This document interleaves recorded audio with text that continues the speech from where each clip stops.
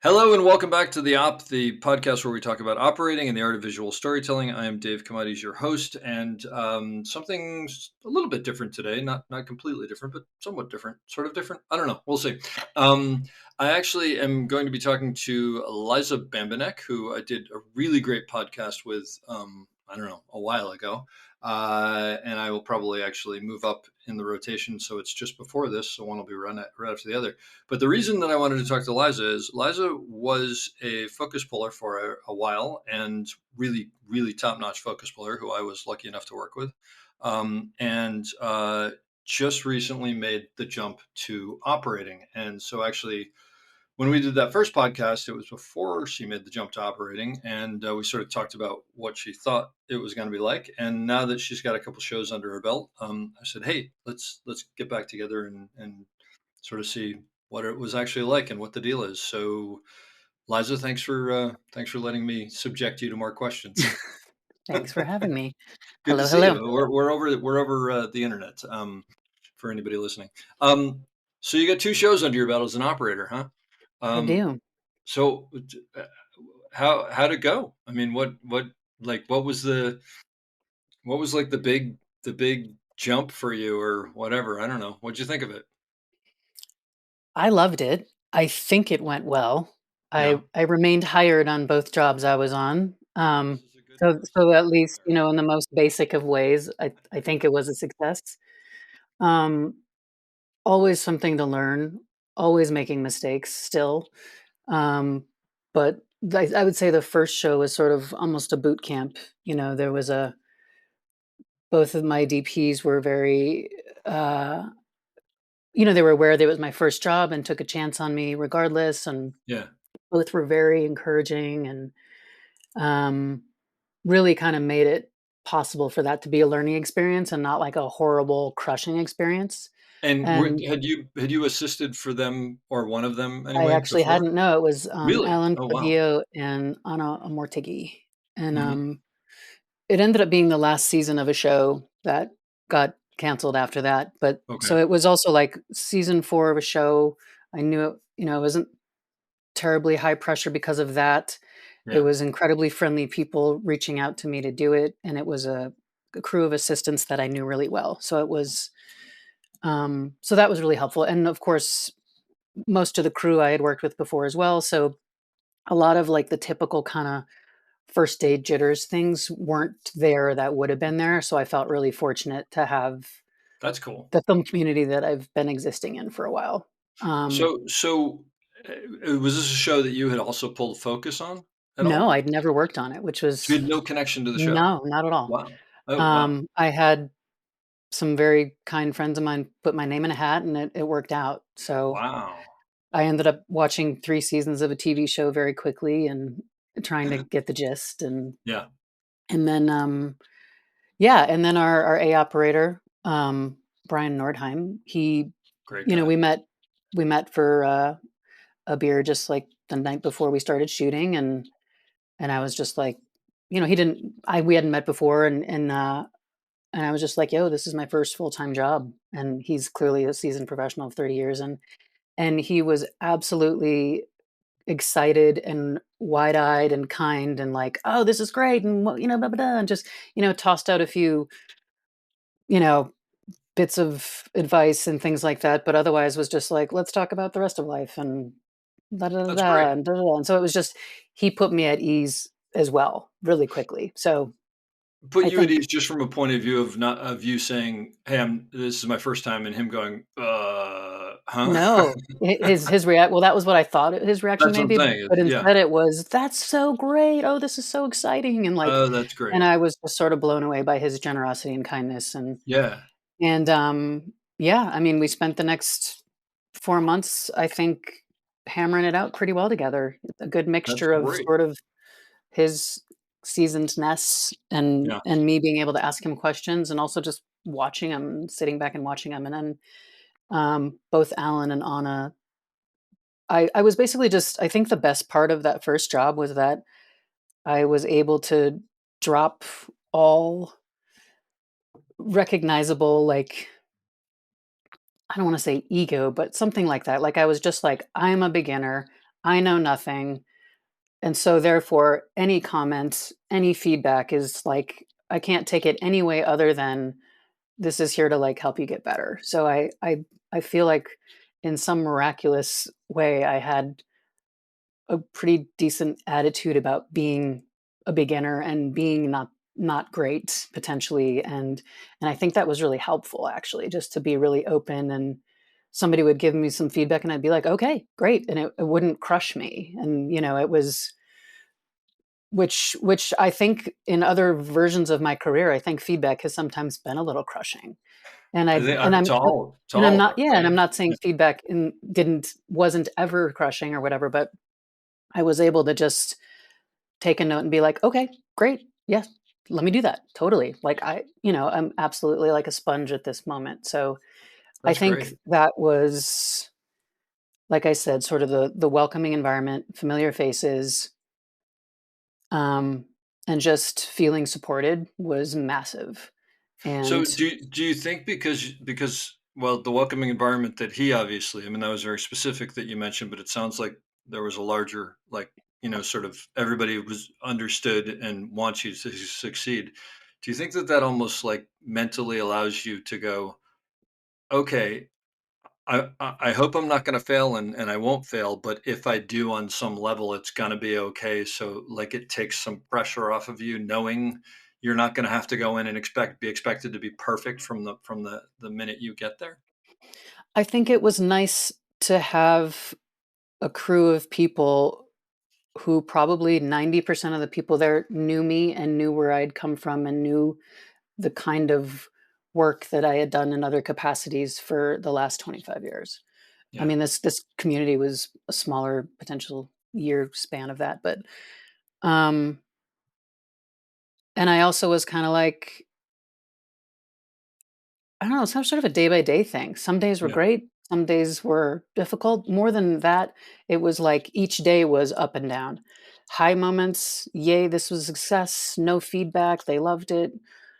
The next one, ugh, I never freaking got that shot and we moved on. I mean, we got it enough. So it was sort of a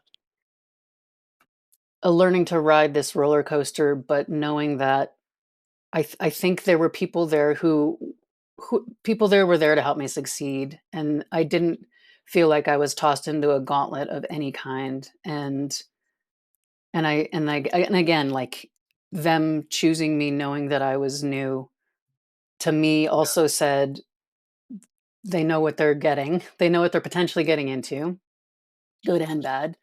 And so, if I could just remain open and show that I mean, and this wasn't a very conscious thing, but I was like, I could remain teachable and I could remain somebody that was easy to communicate with. And I get along with people pretty well. I had a good rapport with everybody. And I think, um, having the familiarity with a lot of people on the crew and just being able to maintain my usual like camaraderie in addition to the next level of things that I was working on just made it more comfortable. And That's if great. if they were if I was gonna get fired, they were gonna it would have had, whatever. It's such an extreme thing to say, but it is like I felt like I was asking for feedback as much as I could get it, and they were giving feedback as much as they could give it in a non-exhausting way.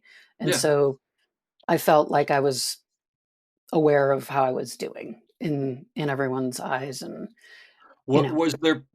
Actually, I should ask you: was this like a handheld show? Was this like a conventional show? I heavily mean, really 50-50. It was hilarious when I did the interview. Alan was like, "We're very much dollies, wheels, traditional, slow, very little handheld."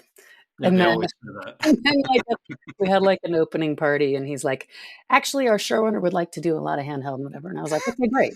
So it was a healthy mixture of both, which was also really, really great. Yeah, But yeah. one of the other great things that Alan did was sort of insisted that anytime we were on a dolly, he's like, "Throw the wheels on. Just put them on all the time." And unless it's clearly a shot that, you know, you need a fluid head for. But so he kinda I think he was our first DP, so this is why I'm referencing him so much. But yeah, he kinda put me through a training process. He was telling me all the things that he went through when he was just starting, and I did it this way, and here, let's try it. And would love to tell me stories about all of his experiences and things, and so and this was part of that. So here, That's so great. do it this way as much as possible, and yeah. And sometimes I'd be on a certain setup, and he'd be like, "No, no, no, don't do it that way. Do it this way." It was again this moment where I was just like, "Okay, great, you know better. Let's give this a whirl." Did you go, beforehand and practice on the wheels, like, at a rental house or something, or had you been practicing over I time knowing you were gonna take a job? since the pandemic, I had one of those black tech wheel simulator Okay. things. Yeah, yeah, So I've been using that for several years now. And then when I got this job, I definitely spent I had a month before the job began, actually okay. kind of around when you and I spoke, I think. And I would just listen to podcasts and do the wheels um so I tried to warm up as best as I could, Yeah. and I figured I'm doing everything I can possibly do. I read a couple of looked over a couple of books, I listened to your podcast. I did like a cram session of whatever I thought might be able to help me, and in the end, it's yes, doing the wheels practice was probably the most technically valuable thing that I could have done. Do you can you think back and I mean, was there, like, one thing or 1 or 2 things or whatever that you thought before going into operating were gonna be your biggest hurdles? And then I wonder, were they or were there other things? Or can you not even is that too is that not a fair question? No, I'm trying to remember if we stated anything, but I think honestly, some of my, like, private biggest worries were I'm not gonna remember everybody's name. I'm not gonna I'm gonna mix up the stand-ins and the actors. I'm gonna you know, it was mostly about just, like, the things that I see seasoned professionals do very easily, like, the first AD on set that just knows everybody's name on day 3, Uh-huh. I'm always just like, "Oh god, I don't know if I'm gonna do that." And sure Wait a enough, minute, how yes. did you and I work together? Because I can't remember anybody's name either. Wasn't I constantly turning to I you? don't know, John, you tell me. Um, Exactly. yeah, we, Smart. I I mean, love the so fact that that's your concern, though, and it makes so much sense. but it was just Um, about I I wanted to just be as comfortable and as natural, and yeah, then everything else was gonna be the challenge that it was gonna be, and so, for me, I think my concerns were like, are people gonna trust me? Are people gonna listen when I ask for things? yeah, Um, in making this jump, have I earned it in a way? And I think I think people were incredibly respectful and generous and kind towards me, and that's why I was able to succeed. There are yeah, absolutely some times where I still would feel like, "Oh, shit, this isn't going well," and I don't know that that necessarily had to do with how much of a beginner I was, or just sometimes just set dynamics, but, sure, sure. And um, how long was that? Was that, like, 3, 4 months, or how long was that it show? was a 4 or 5-month show, yeah. Okay. I mean, the And other thing I remember telling you in that first podcast was I was worried about stand-ups, and, I'm still worried about them, correct, so and that's what you told me my answer would be. So, yes, still terrified, still tricky, whatever. Um, did you use the gimmick of finding something on the back wall to go to just to, like sometimes, yeah. yeah. Sometimes another piece of advice was just, like, watching the space in between their head and the top of the frame line and only looking at that, Yep.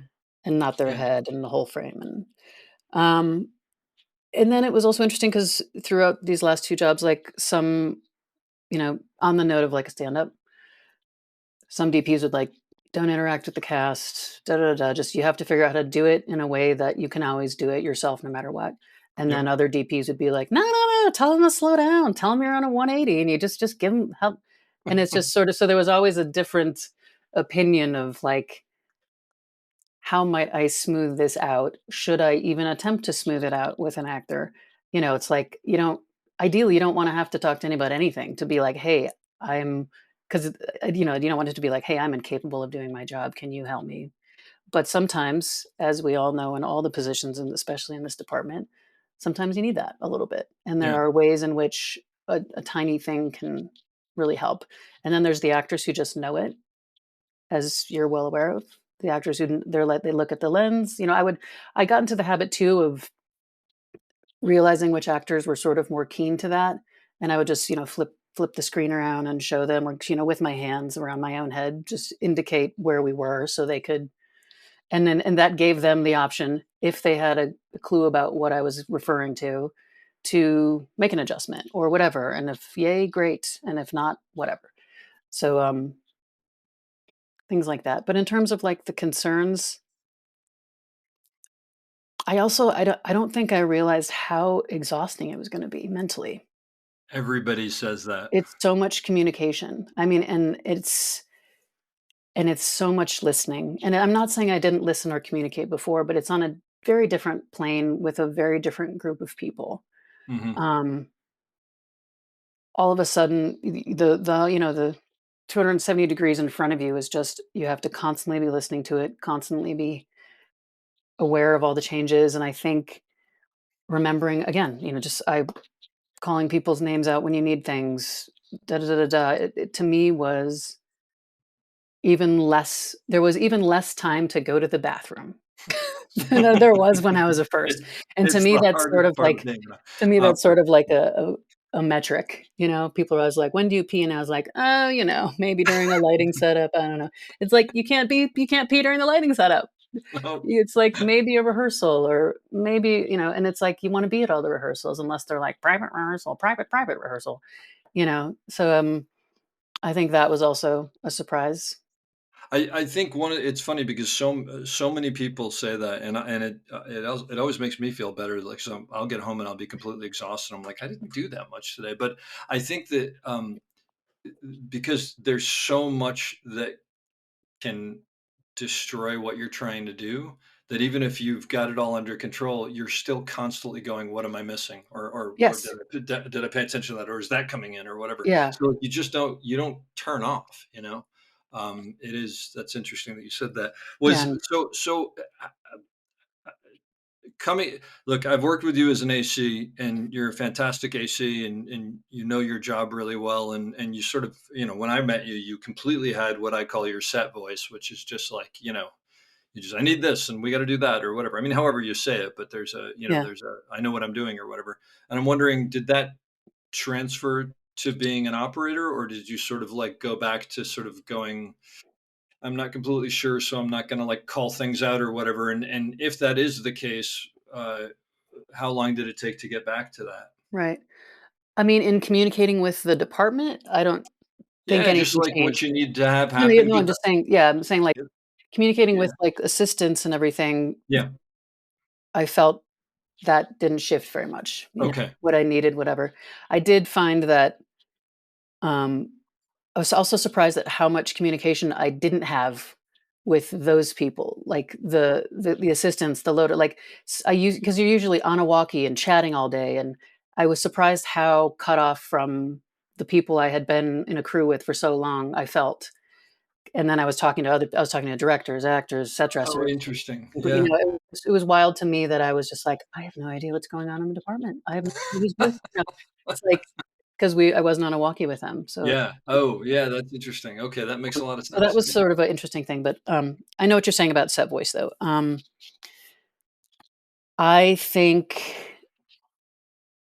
I tried to do things in a little more, like, I guess, subdued fashion. I'm not one to yell across the set. I'm not one to yell in general, but, I think even like you are when you're a loader, you learn who you need to talk to get the things. Which PA has their shit together, who in the office has their shit together, what Teamster can hook you up. And I feel like so I sort of started to find the people on set that were my go-to people for what I needed now, and that's my dolly grip, the set dresser, the ADs, the second AD who's setting background, um, my assistant every now and then, surprisingly less than anybody, the other operator, the other dolly grip, the and And then in addition to that, like, that's I'm just thinking of, like, shot setting up, and then once you're into, like, rehearsal and things, Yes, talking to actors, knowing when to interject and request, "Can you move to your left a little bit?" Like, I would always think something, and then there would be this hesitation of like, "Do I need to do that or can I get away with that?" And then another take would go by and I'd get boned again and I'd be like, "Okay, I'll say it now." Yeah. It's sort of like when you're even just doing something at home and you're like, "Oh, I know the right way to do it, but that would be the harder way." And, "Oh, shit, okay." And then you don't do it that way and you kinda get nipped in the bud. And certainly what I definitely learned on in these first 2 jobs I had were TV series is like, you don't have a lot of time. You don't have a lot of time to get it. You don't have a lot of time to perfect it and figure it out, even though that's a worthy part of your job, but it's just like, get it as soon as you can. And so that communication, I think, came out almost more of as a necessity to not mess up and to get it in 3 takes at least so you could Yeah. be asked to do something else or, um and then, you're asking people to perform work, which when I was heading the camera department, I was always like, I know we have to do this, but and this is what our crew does and yada yada yada. But there was always like there are also ways to do this that can minimize how many times somebody has to go to the truck or how heavy something is or whatever. And so now I'm contributing to the workload of other departments that I haven't so formally had to do in the past. And that was a little, some people are a little more gracious and giving in their work, and other people maybe make you feel like you're ruining their day because you're asking for something to be done that is in their job description. So, figuring out that and that changes on a day-to-day basis. What mood is somebody in? Uh, what are they being asked to do by their boss that might counter what I might be asking?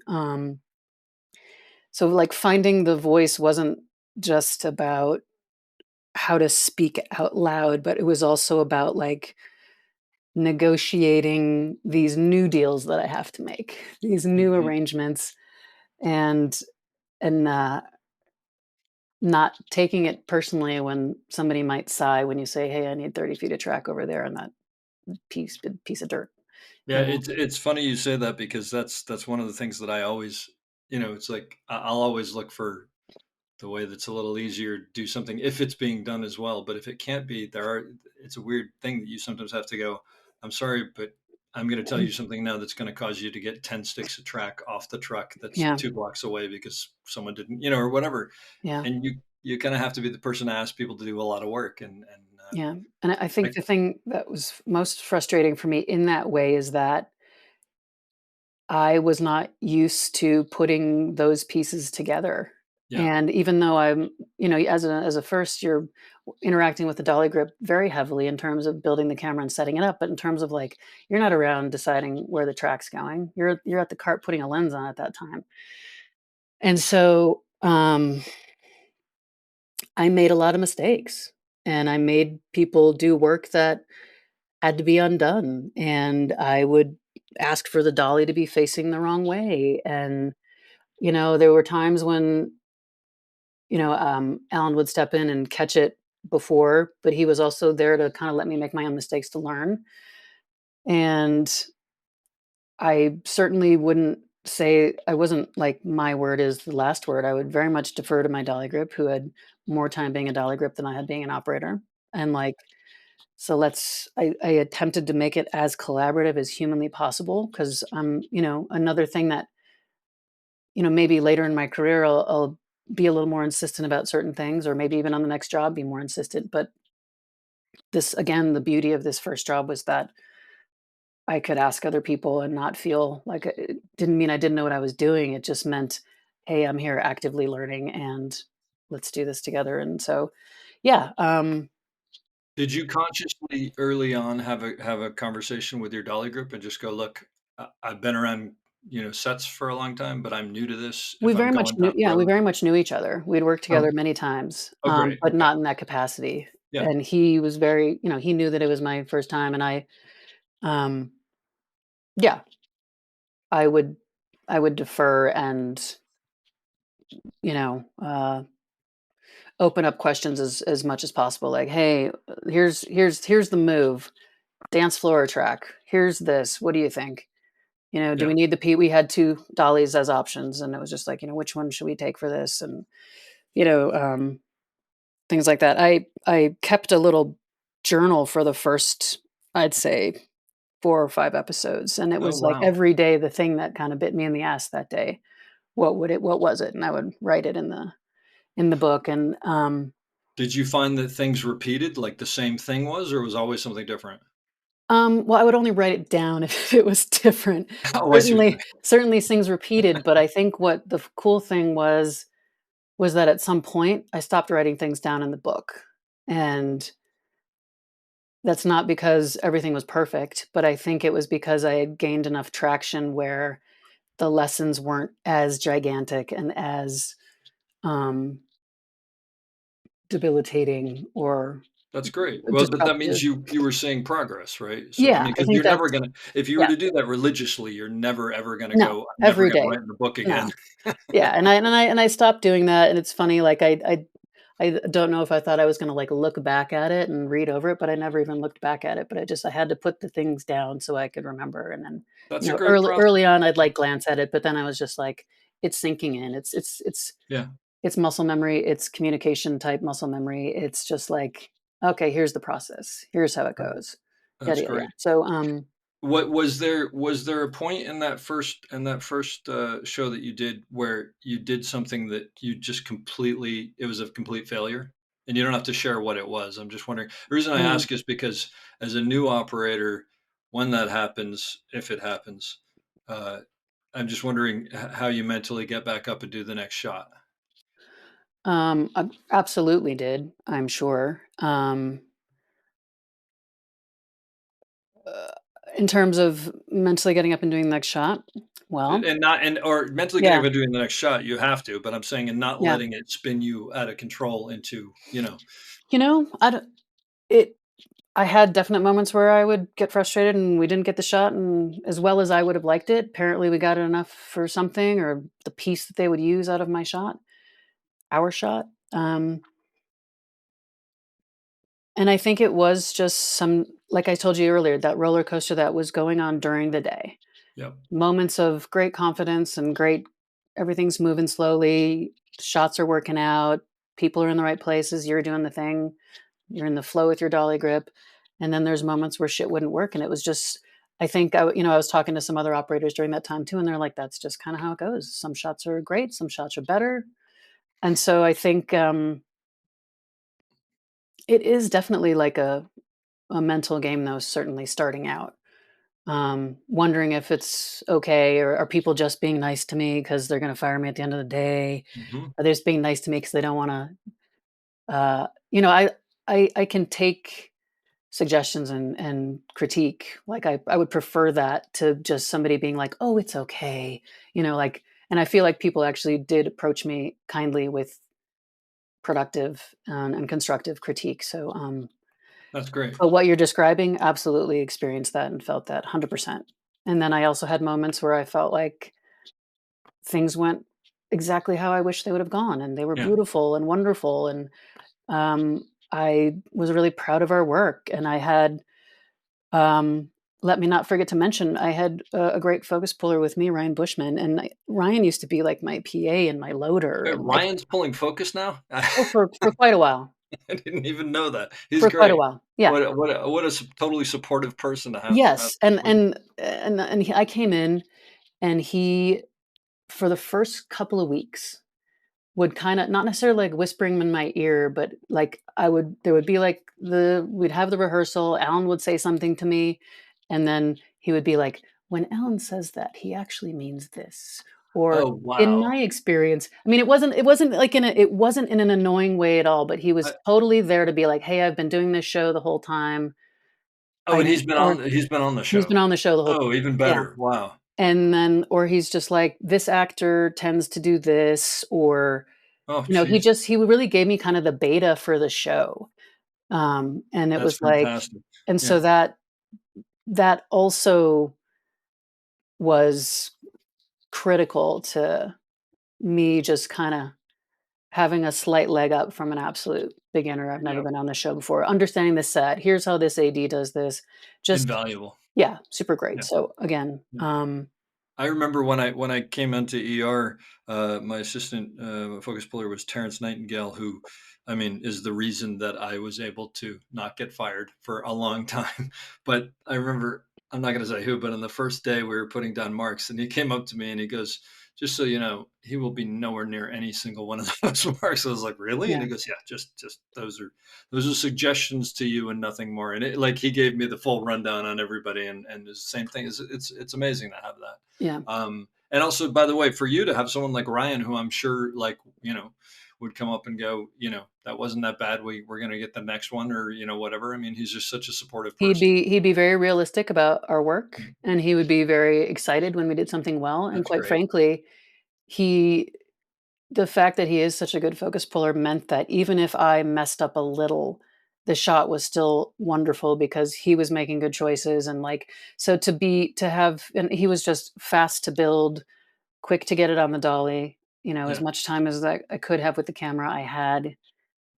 He and great. we had, Oscar and Ryan were the seconds, and they, just took good care of me, and, it made me really reflect back to, like, when I was a first and I was like, "Gosh, was I this supportive? Was I looking out like this? Like, shit, did I" It was, yeah, again, That, another key part of that's it. great. Yeah. So that was 4 or 5 months, and then you went straight into another show, right?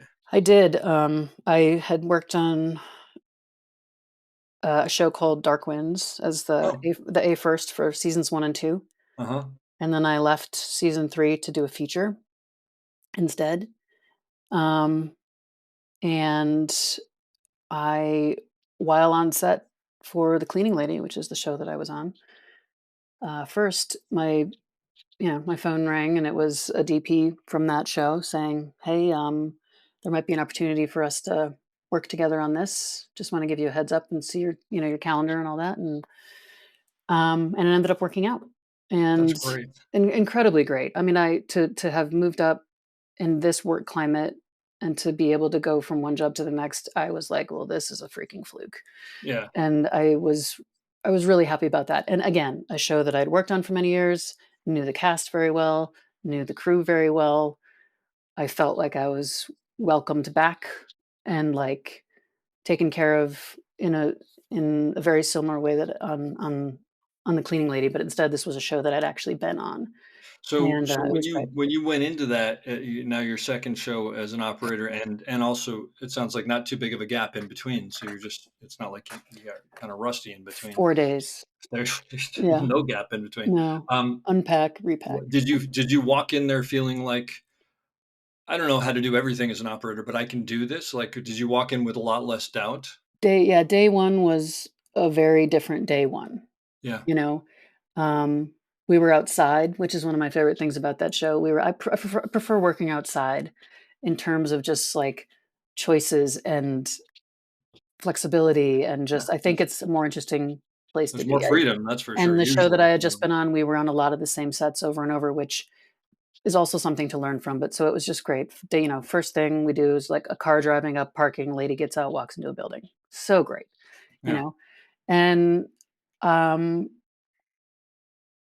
yeah, I mean, I think I got a few notes on camera placement to begin with, and it worked out, and I yeah, I mean, we did the first shot, we moved on, and I was just like, "Okay, alright." That's great. I mean, I didn't you always kinda want every shot to be like a banger anyway. When you have those ones and you're just like, "Oh, this felt great. I have no doubts, happy to move on," or whatever, and so the first shot wasn't exactly that, but it was like, "Fine, here we Yeah.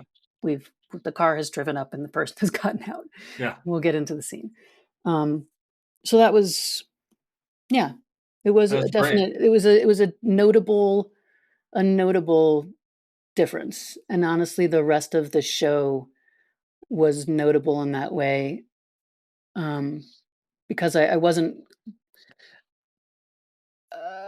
like, freshly getting into it, so it felt like a continuation of the last job, but just very different flavor, different people, different gear, Uh-huh. different crew, um, so that was just the adjustment there, was That's applying what great. I had learned as best as I could to this new group of people, and Yeah, well, it seems like the first job you're coming in going, "Hey, I'm trying to be a B camera operator," and the second job you're probably starting going, "I am a B camera operator," and just I think mentally there's probably a huge difference just in how you see yourself, right, and Yeah, what you eh know your yeah, capabilities it are. was an incredible difference. That's great. I was And yeah, I was what happy for it. and timing wise, what a great ability to be able to have those two different experiences, Yeah, I within think such a short amount of honestly, time. I mean, I was exhausted, but I think that was really an ideal way to do it, was just to hop right into another thing, and And then yeah, and also but you prove it to yourself, right? You're like, yeah, "Okay, I'm with totally different people and I still can do this." I wanna ask you about that though, because you're working with 2, I'm assuming 2 different A camera operators, one yes. show to the next, right? Mhm. Um, with the first show with Brian, like, how did I mean, how did you figure out how to work with him as far as, whether you're pitching shots or you're waiting to hear about shots, or is the DP giving you like, did you just sort of wait to hear what they wanted you to do, or did you jump in or Um, Usually, yes. I mean, this is a show that moves incredibly quickly. This is a show where sometimes 4 company moves a day, oh, and it seemed to me that both the DPs often showed up with, if not already a general plan, they were both very good at watching a rehearsal and being able to figure out how they wanted to do it right away. And a lot of times, actually, one of the things I was most impressed by and learned a lot about was just how they would watch a rehearsal and request some blocking adjustment, and it would cut out 3, 4 shots, "Let's not have them walk over there, let's just can we," and for there to be that flexibility with the director is huge, and I think that only happens in worlds probably where you're like, "Yeah, we're doing this show that we shoot an episode in 8 days, and we gotta cruise," and yeah. so, the way I kinda looked at it was, these guys have done the scouting, these guys have done the planning. I see what I see, but at the same time, like, Alan is literally there to do it the fastest way possible, and so I'm gonna defer to him and try to pay attention and to what that is. Anna was similar and just being like, "How about you try for this? How about you try for this?" And there would be times when there would sort of be a lull in them handing out an assignment, and that's when I would walk towards them and be like, "Hey, what about this?" or whatever. So I would only kinda wait. I would defer to the gap of time to be sort of an indication that there wasn't something immediate. And sometimes that was also like they want a light for the A camera and then they want to see maybe what's possible. And so I learned to just sort of wait and watch, which sometimes was incredibly frustrating because you're like, we're gonna have no time to set up. I'm not gonna get a rehearsal. Focus puller isn't gonna get a rehearsal, not that he needed one, but like, just sometimes being irritated that it couldn't be handed out earlier, but very much understanding why. And Yeah. so, and yeah, sometimes I would just go directly to the DP with a thought, just because Brian was heavily involved with a really complicated shot over here, and I didn't wanna be like, "Hey, Brian, what should I do?" So it made more sense to go to the DP in that moment, but, um, sometimes he would have suggestions and would toss them my way because 'cause it'd be something that he would see as well. Um, I would go to it was a mixture. It was Yeah. never the same way. Sometimes I wish it was the same way because then it would have been like, "Okay, I'm doing it, quote, unquote, correctly." Yeah. But I think it was probably different every time, every moment. And then when you went to the second show, was it a different, I mean, did it work exactly the same or was it a different dynamic? Completely different. Of One course, that's one why I ask it one always. D one DP wanted to assign shots, and if again, same idea there. He would start lighting, and sometimes we would just sit there, and my assistants would be like, we doing anything?" And I'd be like, I'm figuring that out, still waiting." And then, I would sort of saunter over there slowly and just be like, what do we think about this? What do you think about that?" And so the one DP, kinda had it in his head about how everything was gonna go, and I'm like, "Fine, great." Honestly, sometimes on certain days, even better. And then our other DP would kinda either he would vacillate between tossing out shots and then just kinda saying nothing to me at all, and just sort of assuming that I would find something. Mhm. And then when I would go to even just run it by him, he'd almost be, like, incredulous that I thought I had to run it by him. So, like, tons of independence with one of them, um, more like kind of curating with the other one. And so I found that to be educational, but also just like, Jesus, man, like, Pick a lane. yeah, yeah. And then, but I think I was talking to you about this just outside of this podcast, but just like that, I think became the most challenging thing for me is just be like, when do I chime in? When do I not chime in? Is it I'm not the A camera operator, so and I feel like when you're the A camera operator, it makes more sense to be like, let's, shape this way. And obviously, there's certain situations where it's very clear. There's like some inserts. There's a thing happening over there. I'm the long lens. They're the shot. The other way. It's just sometimes it's just very clear what we're gonna do. But there are some moments where you're just kind of sitting there in this limbo and nobody's talking to you, and you're just like, okay. Well, if I was a betting person, I think we're going to be doing this, but let me go clarify. Yeah. So it kind of turned into that, and I would sometimes also just on dark winds, I'd go to my dollar grip James and just be like, "What do you think, man? What do you see?" It's Do like you the, see anything? sometimes you get Yeah. a little exhausted of from think we were talking about like just be like, "Hey, what do you think?" And it wasn't just to take the weight off, but more of like a you might be seeing something I'm not, and but yeah, it's a healthy mixture of direction and no direction. I know what you mean about you're sitting there and nothing has come your way, and the only thing that you're certain of is that time is passing, and that time is going to be needed, and that can be very frustrating. But like you said, sometimes if that's the situation, you just have to sit there and go, nope, this is what this is. It's not going to change, Yeah, and we'll all just be ready to jump the second that we're ready to jump. But that can be yeah. extremely frustrating. So you have two jobs under your belt now. What do you think if you had to make a list of the three things that you think you need to work on? What do you think they are? Uh, as we were just talking about, sort of shot creation initiation, Uh-huh.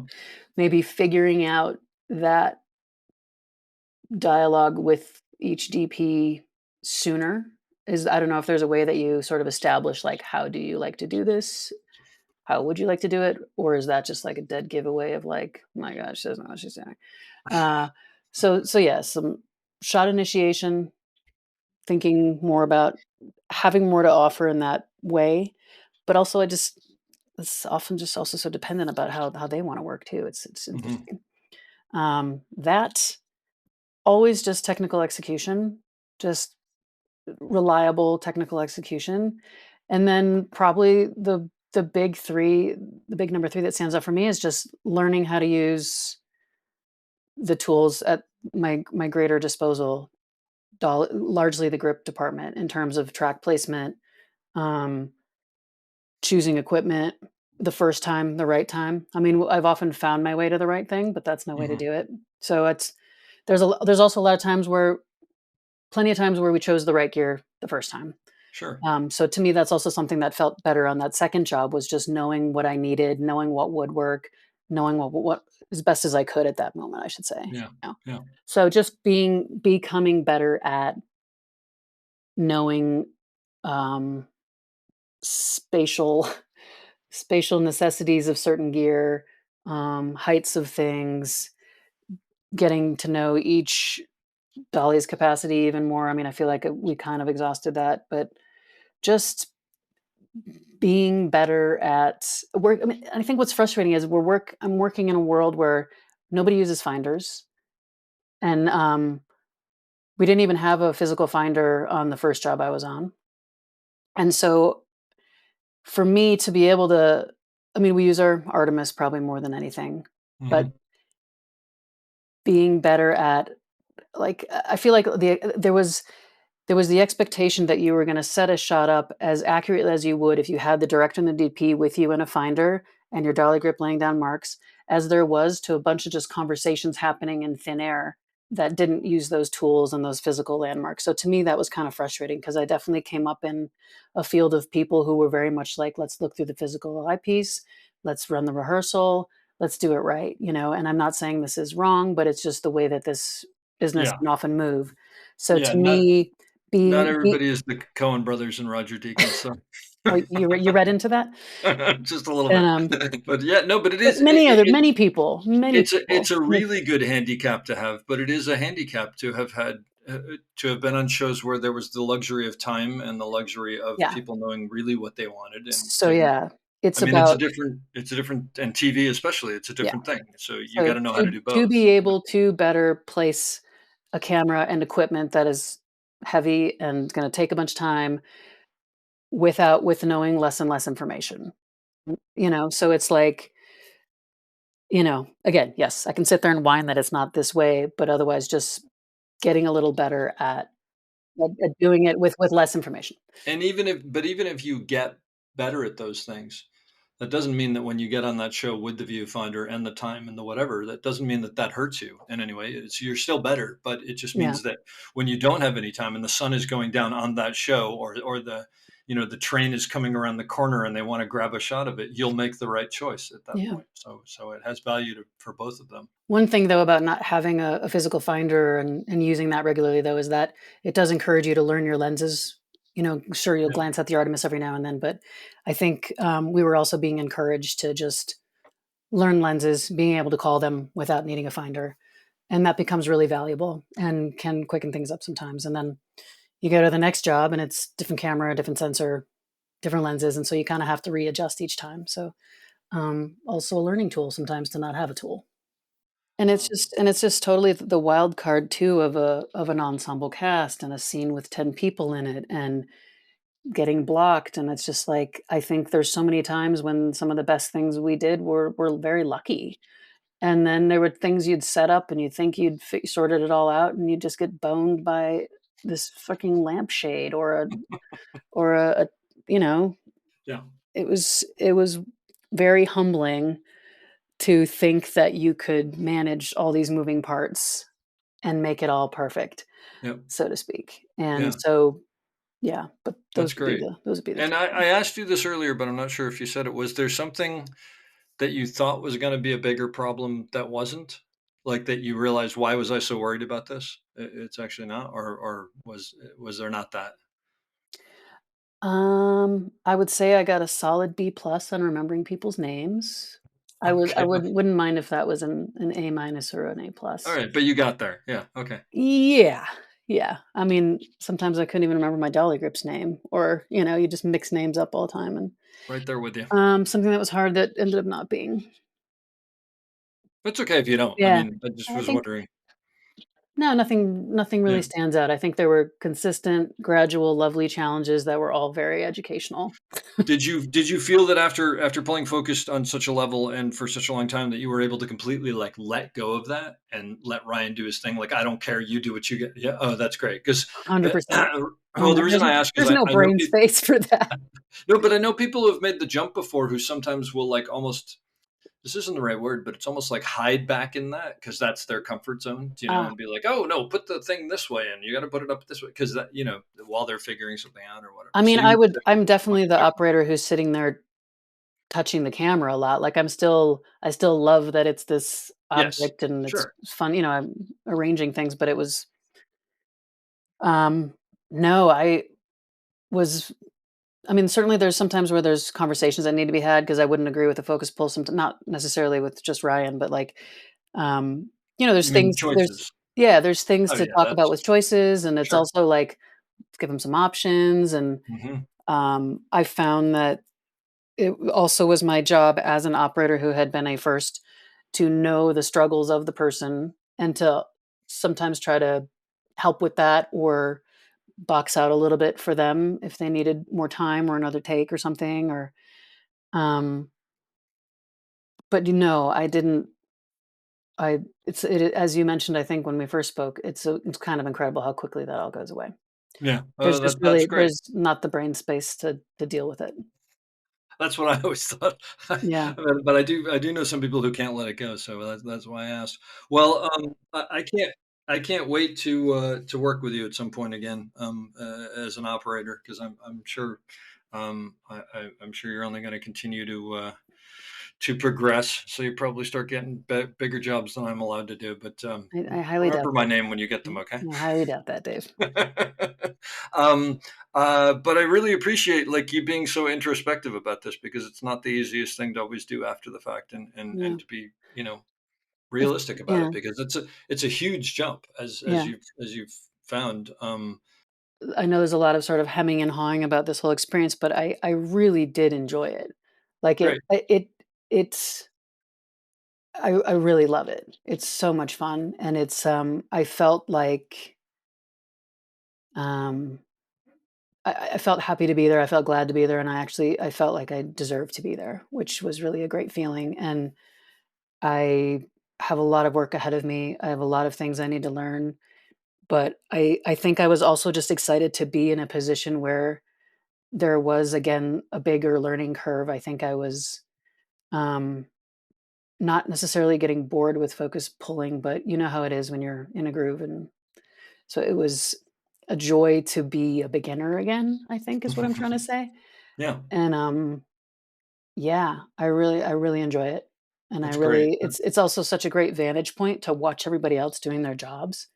It's so cool, Mhm. and I think, that was another great part of it. You know, as a focus puller, your head's buried in a monitor these days now, and it was so nice to broaden my view and look out and just be like, "Oh my god, this is pretty cool what everybody's doing," or, "Oh my god, this is so fucked up what everybody's doing," or, Where you did all know, these people come from? "Ooh, wait a minute, a human?"